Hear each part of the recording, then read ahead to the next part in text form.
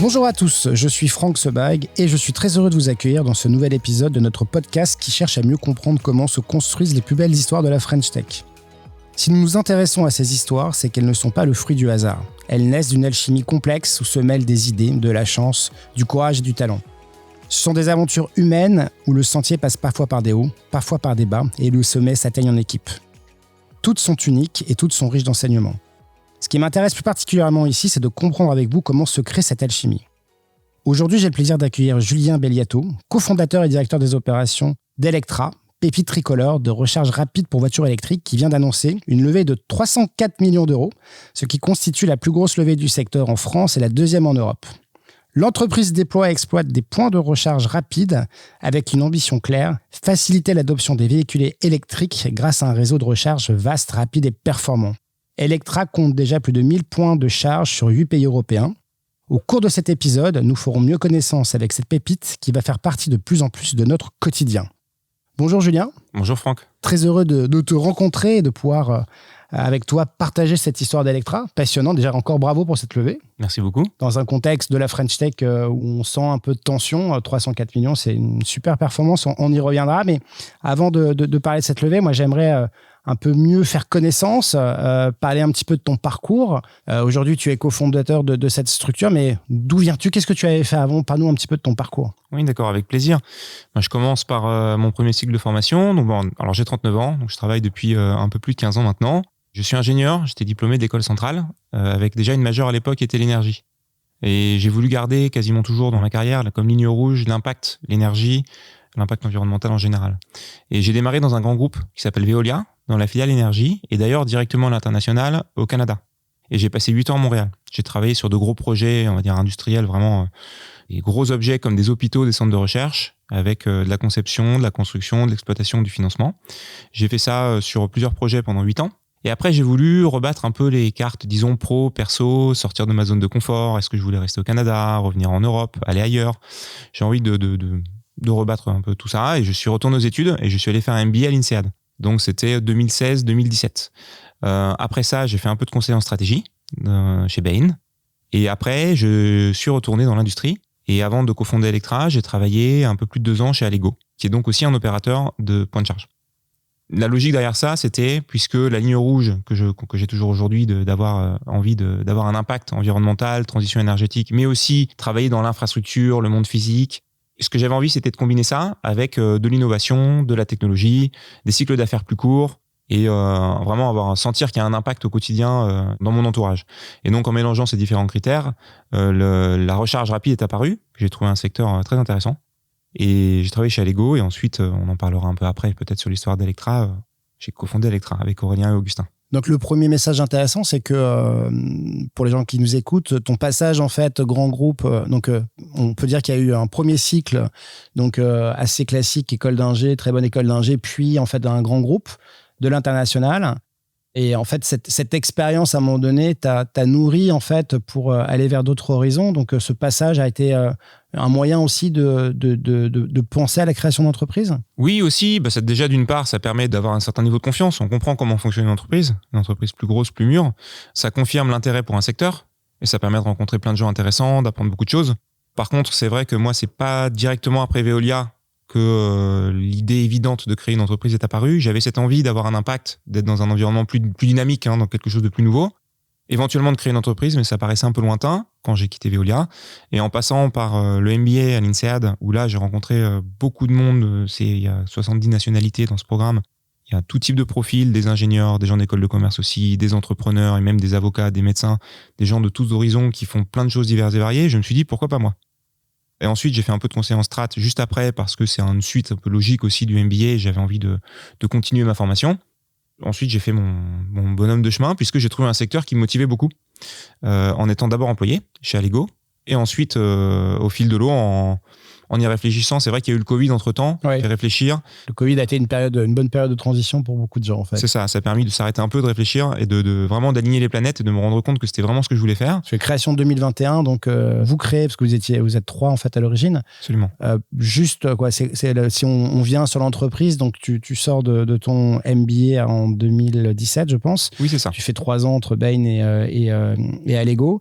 Et donc, en sortie de Covid, vous vous dites, avec tes futurs associés, il faut qu'on y aille et on crée la boîte.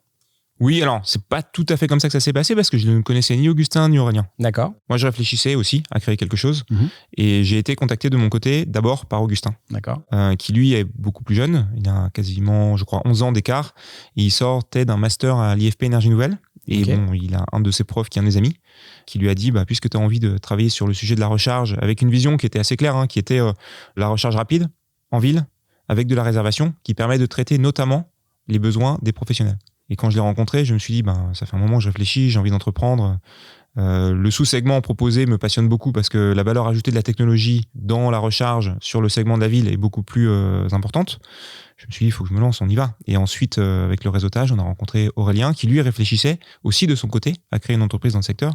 Donc, les planètes se sont alignées assez vite et avec les différentes compétences des 3 cofondateurs, notamment la connaissance de l'industrie, de la recharge et de l'infrastructure de mon côté, du produit et du digital du côté d'Aurélien, et puis la drive commerciale d'Augustin, on s'est dit, il y a les ingrédients, il faut y aller, on démarre. Et donc, on a démarré début 2021. Top. Donc ça, c'est la rencontre. Souvent, en fait, les gens se demandent comment trouver le bon associé. Donc là, les planètes se sont bien alignées avec des profils complémentaires. Donc 2021, vous vous lancez. Les grandes étapes maintenant d'Electra, on l'a dit, alors les chiffres de levée totale, on en parlait tout à l'heure, mais on est à peu près un peu plus de 500 millions d'euros de levée, puisqu'il y a eu 3 tours, un de 15, un de 160 et un de 304. Mais ça s'est vite enchaîné, puisqu'on parle d'une création en 2021, et dès 2021, vous faites une première levée de 15 millions d'euros. Est-ce qu'on peut revenir sur ces étapes, comment on passe de l'idée à l'action? Parce que finalement, ça germait, c'était quelque chose sur lequel vous travaillez, mais comment vous êtes passé aussi rapidement du mode projet au mode industriel, puisque une levée de 15 millions d'euros pour un seed. Alors, on était en 2021. Certains me diront 2021, c'était le temps béni où l'argent était un peu gratuit, mais pour autant, une équipe qui se monte, lever 15 millions d'euros, même en 2021, c'est assez exceptionnel. Raconte-nous peut-être un petit peu ces étapes et comment vous avez réussi à les mener. Peut-être ça vaut le coup de préciser notre business model rapidement pour comprendre et pour relativiser le montant aussi, parce que c'est vrai que c'est beaucoup. Mais notre business model, c'est d'être tiers investisseur, déployeur, opérateur. Ça veut dire qu'on trouve des emplacements, qu'on construit les stations et qu'on les exploite. Donc, on construit la station, ça veut dire qu'on investit les CAPEX. Et une station, en moyenne, ça représente entre 6 et 10 points de charge, et en moyenne, ça représente environ un demi-million d'euros. Donc, si on veut développer le projet Electra, ce qu'on s'est dit dès le début d'ailleurs, c'est go big or go home. Ouais. Il faut y aller, il faut beaucoup d'argent, il faut financer cette infrastructure. D'ailleurs, je t'arrête là-dessus. C'est en fait dans ce domaine de la green tech qui commence à hyper émerger en fait en France, ce qui est très différent. Nous, on a tendance à dire que la dernière décennie, c'était une décennie de transformation digitale, et celle qui s'ouvre, c'est une décennie qui va être sur une transition écologique et énergétique. Et ce qui me frappe en fait dans le profil des boîtes comme Electra, c'est justement ça. C'est-à-dire que l'unité d'œuvre pour monter un SaaS ou une plateforme digitale, je sais pas, une marketplace, à l'époque, on avait besoin d'1,5 million, ça marchait quoi pour lancer le truc. Là, c'est justement, on touche du doigt ce sujet d'infrastructure qui veut dire que pour commencer, du coup, les tickets sont beaucoup plus élevés. Oui, exactement, c'est ça. Alors, par contre, pour préciser, on est bien d'accord, c'est qu'on fait de l'infrastructure, mais aussi de la technologie. Ouais. J'aurai l'occasion de préciser un peu plus tard. Mais c'est vrai que dans les différentes levées de fonds, pour certains types d'investisseurs, on était trop tech, pour certains autres, trop infra. Et en fait, il a fallu bien construire le business model, le positionnement, pour bien montrer la synergie entre les deux, qui se démontre complètement aujourd'hui, pour aller chercher le bon cycle de financement. Et donc, pour revenir sur ce premier cycle, typiquement, c'était un investissement plutôt VC, venture, mené notamment par Serena Capital. Donc, Serena, First, Razeo, et puis il y a des business angels qui avaient eux-mêmes construit une partie de l'écosystème dans la décennie d'avant. Oui, exactement. Et l'idée de cette première levée de fonds, c'était de recruter les premiers talents, de faire la démonstration qu'on savait dérouler notre modèle, c'est-à-dire sécuriser des premiers sites, construire aussi des premiers sites, et pour aller vers une levée de fonds beaucoup plus structurante et beaucoup plus infrastructure, à laquelle on est arrivé 1 an après, où là, on a levé 160 millions d'euros, notamment avec Razeo Infrastructure et d'autres fonds d'infrastructure et même corporate. On pourrait mentionner après si l'occasion se présente. Mais l'idée de cette levée de fonds-là, beaucoup plus d'infrastructure, est cette fois-ci de passer à l'échelle. Donc après une première année de démonstration, que le modèle fonctionne. Donc première année, en fait, donc il y avait la techno à monter, mais dès la première année, entre juin 21 et juin 22, si on pense des grands milestones, Quel grand milestone vous avez atteint un an après la levée? Qu'est-ce qui s'est passé? Si on prend quelques KPI, on sait que vous avez à peu près 1000 points de charge aujourd'hui. Mais là, en un an, qu'avez-vous en fait Alors, bonne question. On a d'abord recruté. Ouais. Donc en un an, on est arrivé à environ 40-45 personnes. Ensuite, on a ouvert, la première station, on l'a ouvert en décembre 2021.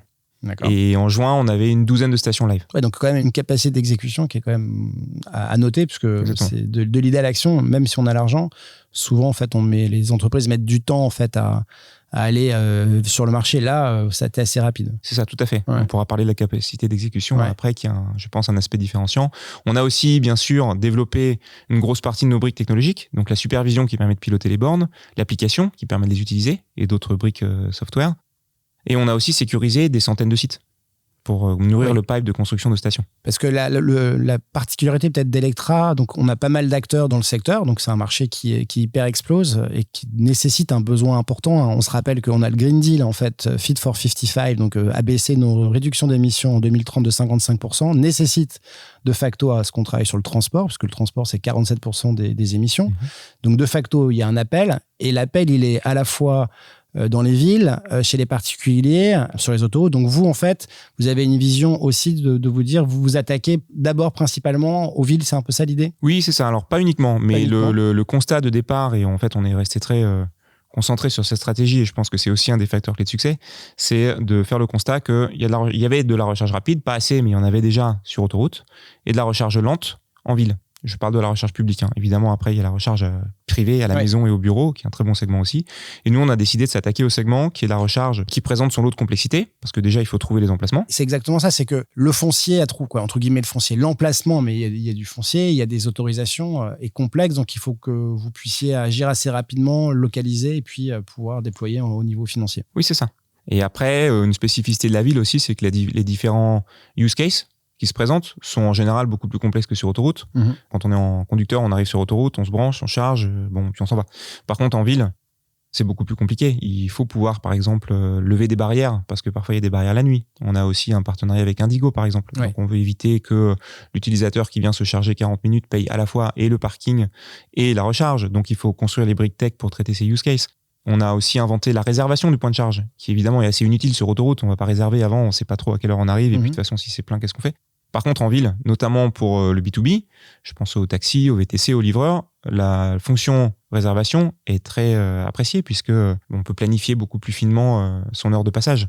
Et donc, toute cette complexité, cette sophistication des expériences utilisateurs en zone urbaine, on a décidé, dans notre ADN dès le début, de bien mêler l'infrastructure, la technologie et le software pour être sûr de bien répondre aux besoins avec cette culture produit qui est assez unique sur le segment. Donc en fait, finalement, en un an entre juin 21 et juin 22, donc vous faites la proof de concept, c'est-à-dire capacité à exécuter rapidement, mélanger de l'infra et de la techno, donc vous démontrez que ça marche. Et donc là, vous passez à l'échelle, parce que la deuxième levée en série A, c'est une série A à 160 millions d'euros.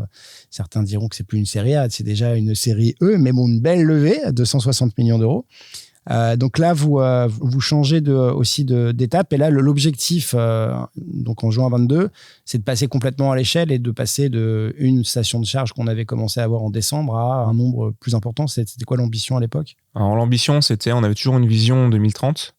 Et la vision 2030 à l'époque, c'était entre 1000 et 1500 stations et 8000 points de charge, je me souviens bien. Puisqu'on maintenant, on a revu nos ambitions, puisqu'on va en parler après. Maintenant, on a comme ambition de développer, déployer 2200 stations et 15 000 points de charge. Mais à l'époque, on était sur cette ambition-là. Et surtout, on était sur une ambition sur 3 pays. France, Belgique, Italie. Et aujourd'hui, on a des bureaux et bientôt des stations dans 8 pays. Et donc, finalement, après cette levée de fonds de juin 2022 de 160 millions d'euros, là, on a ouvert les vannes, on a déployé beaucoup plus vite, beaucoup plus fort. Fin d'année 2022, pour revenir sur les grands milestones, on avait une petite quarantaine de stations live. Et en 2023, on a commencé à déployer en Belgique, on a commencé à déployer en Italie.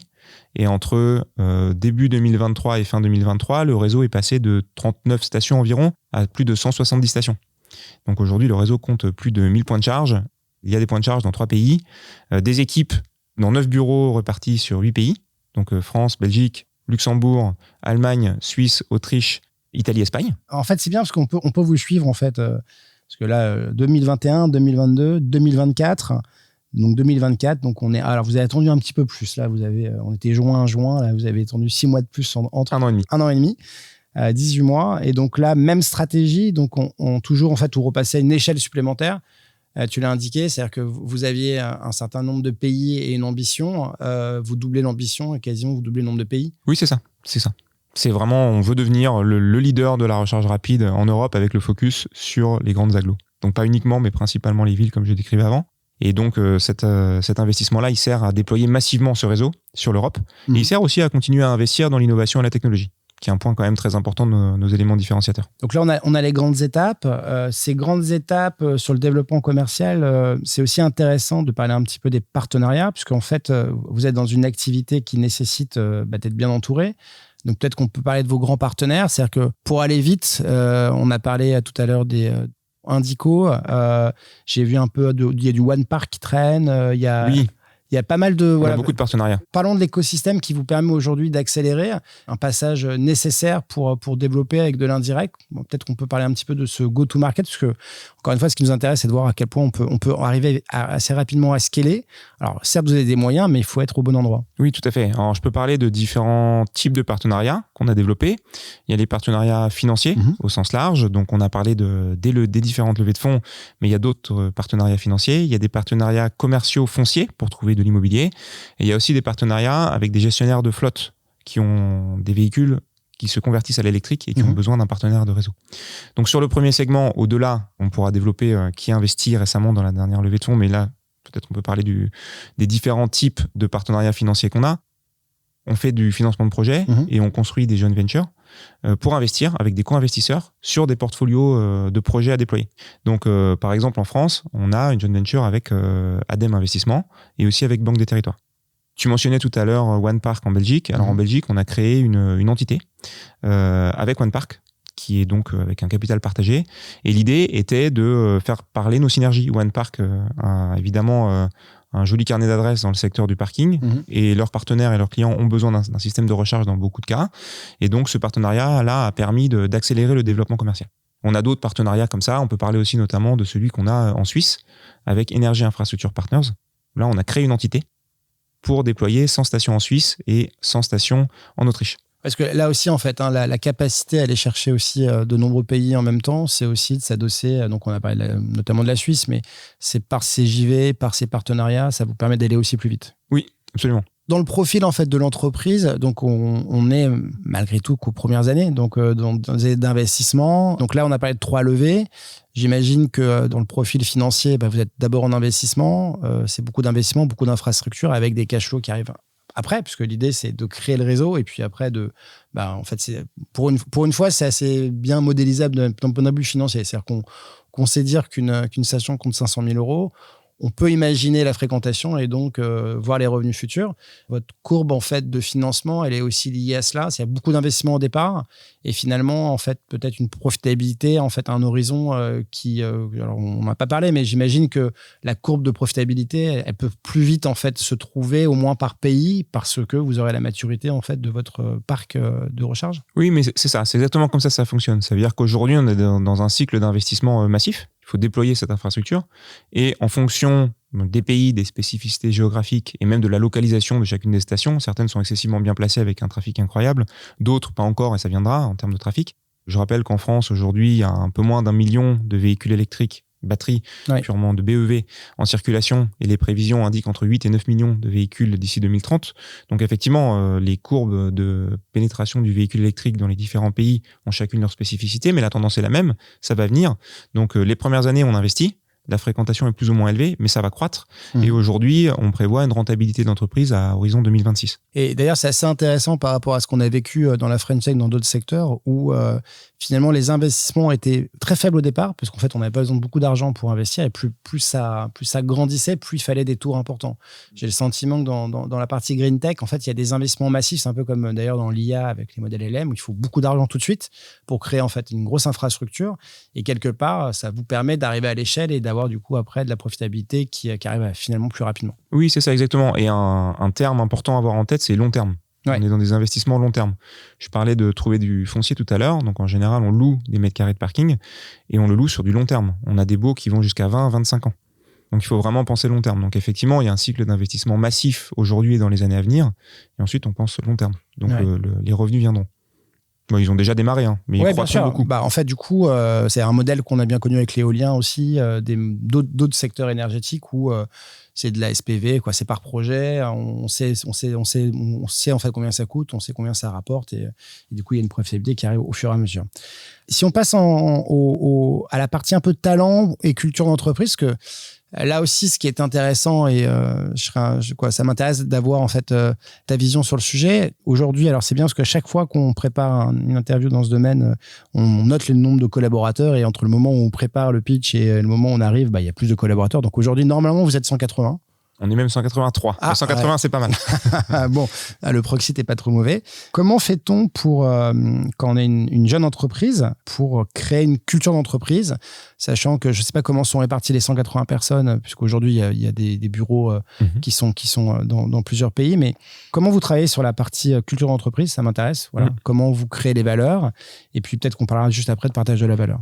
Alors, premier point, c'est qu'on a vraiment des valeurs d'entreprise fortes qu'on a définies dès le début, qui sont passion, simplicité, audace. Et après, on décline en illustration spécifique de ce que ça veut dire, parce que c'est pas juste des valeurs sur un tableau, c'est vraiment quelque chose qu'on vit au quotidien. Donc vraiment, c'est intéressant parce que dès le premier jour, on a parlé entre les 3 cofondateurs et on s'est dit c'est vraiment ça qu'on veut faire ressortir. Donc passion, simplicité, audace. Et ça n'a pas changé, c'est là et on le vit au quotidien. Maintenant, on est 183 personnes donc dans 9 pays, enfin dans 9 bureaux, dans 8 pays. Il y a un bureau à Lyon aussi en France. Et c'est pas simple quand on partage pas les bureaux, toujours de faire transpirer, de faire vivre cette culture. Et sachant qu'au siège, vous êtes combien en fait à Paris? Alors à Paris, on est une centaine. D'accord. Donc voilà. Le gros est là, mais quasiment demain, la moitié sera en dehors du siège. Donc, oui, c'est ça, exactement. Ouais. Et pour faire vivre cette culture, alors il faut la créer au départ. Hein, et maintenant, on la sent bien, elle est bien là. Hein, c'est d'ailleurs un carburant très fort du succès qu'on a jusqu'aujourd'hui. Il y a beaucoup de pratiques à suivre. Il faut partager. On met en place des rituels, par exemple. Cette semaine, on a eu notre All-Hands, qui est donc le rassemblement de tous les collaborateurs en physique dans les bureaux, qui ont passé 3 jours ici, avec des moments sociaux pour se rencontrer, un alignement sur la stratégie. Je pense que c'est hyper important que tout le monde comprenne où on va. Dans la simplicité, il y a la transparence. Donc tout le monde comprend très bien la mission, l'impact, où on va, pourquoi on fait les choses, et voit vraiment comment travaillent les équipes depuis le début, comment on doit prendre des notes, pourquoi, à quoi ça sert. Donc il y a vraiment cette transparence et ces moments de partage qui sont donc pendant les All-Hands, une fois par trimestre aussi, en plus de ça. On a des événements Team Life une fois par an, où c'est work hard, play hard. On travaille, on se forme, mais c'est aussi l'occasion de parler, de discuter, de se détendre, etc. En fait, c'est hyper important. Parce que au sein des valeurs qu'on a, c'est quelque chose qui ressort vraiment, c'est qu'on sait où on va, on sait ce qu'on veut, mais ce qui est hyper important, c'est le voyage, c'est le journey. C'est vraiment, on veut que les gens aient envie de venir au travail le matin. Pour ça, il faut un sujet intéressant. On a de la chance, c'est le cas. C'est un sujet avec transition énergétique, avec de la technologie. La voiture, c'est un sujet c'est un thème qui parle à tout le monde. C'est un peu la liberté. Donc, ça déchaîne les passions assez facilement de pouvoir bouger, etc. Donc, c'est un sujet intéressant. Voilà, là, je parlais des différentes pratiques qu'on a pour maintenir cette culture. Est-ce qu'il y a, enfin, souvent, quand je discute avec des entrepreneurs, on a cet effet de seuil où quand on passe, tant qu'on est en dessous de 50, on connaît à peu près tout le monde. Et les fondateurs, en fait, les cofondeurs, connaissent à peu près directement tout le monde et arrive en fait un chiffre. Alors, est-ce que c'est 50, est-ce que c'est 100, ça dépend. Ou de facto, on peut plus faire tous les recrutements. Il y a forcément en fait un comité de direction qui se met en place et du coup, toute la question est de savoir comment en fait on arrive toujours à diffuser cette culture. Donc, toi, tu nous dis en fait donc des événements, partager, expliquer. Si on se projette à 2 ans, combien vous serez et est-ce que tu as une idée de comment continuer à diffuser cette culture d'entreprise? Alors, on est passé de 3 à 183 en 3 ans, donc le multiple est sympa. L'année prochaine, on va recruter, cette année, 2024, on va recruter 50 personnes de plus, et dans 2 ans, on sera 270. Mais on va pas non plus, on n'a pas vocation à être 1000 personnes. Il faut qu'on va arriver à un plateau pour avoir un effet d'échelle. Et je pense qu'il faut continuer à appliquer ces différentes recettes. Évidemment, ce que je décris, c'est un peu en surface. Il y a beaucoup de sous-éléments à développer. Mais, et quelque chose qui est très important, au-delà de faire rencontrer tout le monde, c'est de créer les chaînes de transmission aux différents niveaux de managers. Donc, il y a les fondateurs, évidemment, il y a le comité exécutif. Ensuite, il y a une strate managériale. Et on a toute une série de pratiques, de formations, de valeurs avec eux en particulier pour qu'ils puissent eux-mêmes les vivre, les intégrer et les transmettre. Et je pense qu'il faut continuer comme ça. Et aujourd'hui, honnêtement, à 180 personnes dans 9 bureaux, on sort de notre événement, donc j'ai vu comment ça se passait. Évidemment, c'est un bon moment de début d'année, etc. Je trouve qu'il y a toujours beaucoup cette culture. Il faut être vigilant à la conserver. Ça se fait pas tout seul. C'est un sujet du quotidien, mais on l'a toujours. Alors, ce qui est intéressant, c'est que dans les valeurs d'Electra, au-delà des valeurs de culture d'entreprise, c'est à la fois une boîte d'infra et de tech. Donc, en fait, ce sont deux univers qui parfois se parlent pas trop. Et donc, c'est intéressant de voir comment, au sein de l'entreprise, vous continuez comment vous réussissez en fait à impulser cette culture d'innovation. Voilà, est-ce que vous avez des bonnes pratiques par rapport à ça? Comment vous gérez un peu le point? Déjà, avant de parler des bonnes pratiques sur l'innovation, c'est vrai que c'est quelque chose que j'aime expliquer. C'est qu'on trouve que ce mélange d'ADN du monde de l'infrastructure et de l'industrie et du monde de la tech et du produit, du monde digital, fonctionne particulièrement bien. C'est-à-dire, ce qu'on essaye de faire, c'est de prendre le meilleur des deux mondes. Si je caricature un peu, côté tech produit, il y a énormément de bonnes choses comme l'importance de la marque, l'attention à l'utilisateur, l'agilité, la rapidité d'exécution. Par contre, il y a des choses qui sont peut-être un peu caricaturales, mais qui sont, je sais pas moi, la table de ping-pong, le hoodie et tout ça. Bon, ça, on fait pas. Par contre, côté industrie, il y a plein de bonnes choses. Par exemple, savoir faire de la gestion des risques, savoir penser long terme, savoir acheter plein d'objets comme les bornes avec une bonne stratégie de gestion des risques, etc., qu'on fait. Mais on s'inspire des pratiques du monde du digital, avec de l'agilité, avec des modes de management différents, etc. etc. Voilà. Et déjà, rien que ça permet de générer des idées côté produits tech qui viennent de l'industrie et inversement. Et ensuite, aujourd'hui, comment on génère de l'innovation et comment on drive cet aspect-là? En fait, il y a plein d'idées. Ça vient aussi de la valeur audace. Et on veut bousculer le jeu, on veut innover, on veut améliorer. Et donc, on encourage n'importe qui, tout le monde, à partager les idées, premièrement. Et ensuite, pour éviter de se perdre, de se noyer dans trop d'idées, il y a vraiment un process qui commence par discovery, qui permet de classifier ces idées et de les roadmapper, de les prioriser. Donc, on a vraiment ce process-là qui est en place. Super. Partage de la valeur, du coup, vous êtes une entreprise, comment vous voyez la chose? Donc, il y a plein de choses qui se passent sur le partage de la valeur. Bon, évidemment, il y a tout ce qui est BSPCE, mais au-delà de ça, philosophiquement, comment vous construisez cette valeur en fait, au sein de l'entreprise? Alors, déjà, pour commencer, tout le monde a des BSPCE. Donc, on veut vraiment créer cet état d'esprit de tout le monde va dans le même sens. Que ce soit l'Italie, la Belgique, la France, l'équipe produit, tout le monde a des BSPCE. Donc, ce qui crée de la valeur pour l'entreprise crée de la valeur pour tout le monde. C'est le point principal. Donc, c'est un bon point, c'est un bon commencement, ce qui permet d'aligner tout le monde. Absolument. Et puis ensuite, on a des plans de carrière maintenant, puisqu'on a cru assez vite. Donc, on a des plans de carrière avec des augmentations, on a des formations en interne aussi, et on a une vie sociale assez riche aussi. Et du coup, en plus, j'imagine que l'hyper-expansion, donc on parlait du pays, y compris la France, offre des opportunités de carrière qui doivent être assez intéressantes pour les salariés d'Electra. Oui, absolument. Il faut vraiment se rendre compte de la vitesse de croissance sur un secteur. De 3 à 180 personnes en 3 ans, ça va vite. Voilà, exactement. En plus, avec des ponts entre différents métiers, le monde infrastructure dont on parlait tout à l'heure, le monde du produit aussi, des nouvelles géographies, peut-être encore de nouvelles à l'avenir. Pour l'instant, on veut se concentrer sur ces 8 pays-là, mais il y a 1 an et demi, on voulait se concentrer sur 3 pays. Donc, il y a aussi la notion de géographie. Donc, il y aura beaucoup d'opportunités chez Electra. Ok, super. Ainsi s'achève notre épisode Growfast Now What. Merci beaucoup de nous avoir reçus et à bientôt sur ce podcast. Merci beaucoup, Franck.